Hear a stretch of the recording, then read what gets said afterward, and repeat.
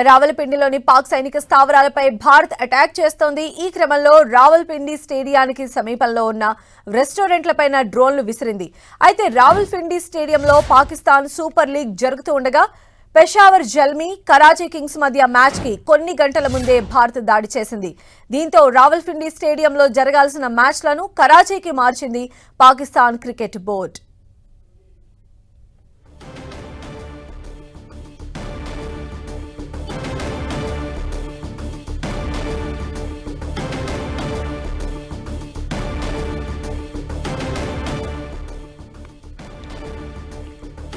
రావల్పిండిలోని పాక్ సైనిక స్థావరాలపై భారత్ అటాక్ చేస్తోంది. ఈ క్రమంలోనే రావల్పిండి స్టేడియానికి సమీపంలో ఉన్న రెస్టారెంట్లపైన డ్రోన్లు పడిన దృశ్యాలు కూడా మనం అక్కడ చూడొచ్చు. అయితే రావల్పిండి స్టేడియంలో పాకిస్తాన్ సూపర్ లీగ్ జరుగుతోంది. పెషావర్ జల్మీ అలానే కరాచీ కింగ్స్ మధ్య మ్యాచ్ కి కొన్ని గంటల ముందే భారత్ దాడి చేసింది.